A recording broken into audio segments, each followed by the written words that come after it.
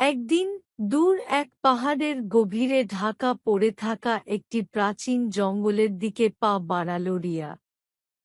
মেয়েটির বয়স 12 আর খুবই কৌতূহলী স্বভাবের। জঙ্গলের রহস্যময় ডাক তাকে বারবার টেনে আনছিল, যদিও গ্রামে সবাই বলেছিল, ওখানে যেও না, সেখানে এক ভয়ানক ডাইনি বাস করে। কিন্তু রিয়া সেইসব কথায় কান দেয়নি। তার মনে হল এসব গ্রামবাসীদের পুরনো কুসংস্কার মাত্র। তাই সে এক দুপুরে সাহস করে জঙ্গলের দিকে রওনা দিল। জঙ্গলের ভেতর ঢোকার সাথে সাথে সবকিছু বদলে যেতে লাগল। চারপাশে ঘন হয়ে আসা অন্ধকার, পাখিদের অদ্ভুত ডাক, আর যেন অদেখা চোখগুলো তাকে দেখছিল। রিয়া কিন্তু ভয় পেল না, বরং এগিয়ে চলল। হঠাৎ করেই একটি পুরনো পাথরের বাড়ি তার চোখে পড়ল। ঘন লতাপাতার আড়ালে লুকানো, যেন বছরের পর বছর ধরে এখানে কেউ আসেনি। রিয়া ধীরে ধীরে বাড়িটির দিকে এগিয়ে গেল। দরজাটা নিজেই খুলে গেল, যেন তাকে স্বাগত জানাচ্ছিল। রিয়া ঢুকতেই দেখল বাড়ির ভেতরে এক অদ্ভুত মশালের আলোয় একটি মহিলা বসে আছে। তার চুলগুলো লম্বা, সাদা আর রুক্ষ। চোখগুলো অদ্ভুতভাবে জ্বলজ্বল করছিল, আর মুখে এক হাসি। সেই মহিলা তাকিয়ে ছিল রিয়ার দিকে, যেন অনেক দিন ধরেই তার অপেক্ষায় ছিল।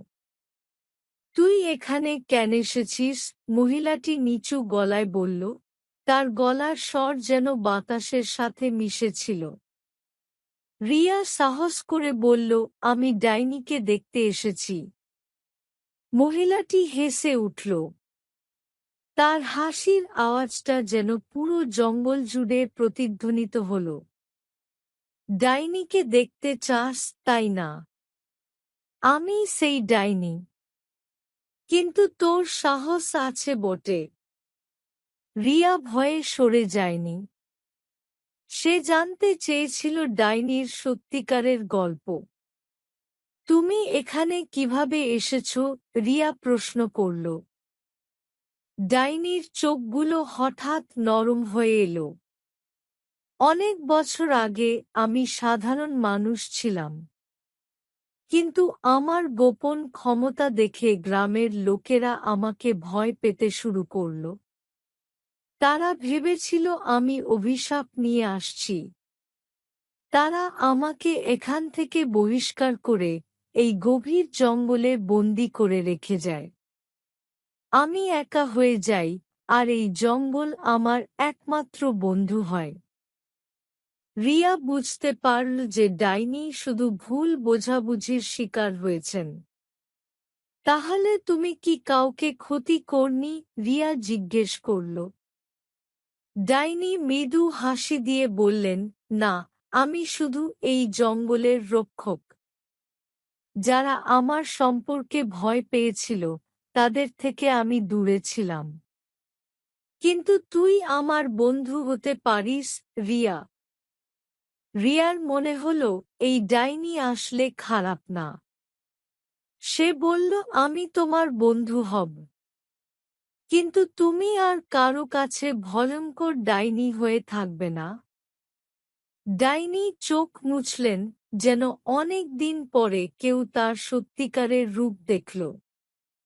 ঠিক আছে, তবে তুই এখন ফিরে যা, রিয়া। গ্রামের লোকদের বলে দিস এখানে ডাইনি নেই, আছে শুধু এক নিরীহ বৃদ্ধা। রিয়া ফিরে এসে গ্রামে ডাইনির সত্যিকারের গল্প শোনাল। ধীরে ধীরে গ্রামের লোকেরা বুঝতে পারল যে তারা ভুল করেছিল। তারা আবার সেই বৃদ্ধার সাথে বন্ধুত্ব করল। আর সেই দিন থেকে ডাইনি আর একা ছিল না। জঙ্গলও হয়ে উঠল এক শান্ত, নিরাপদ স্থান।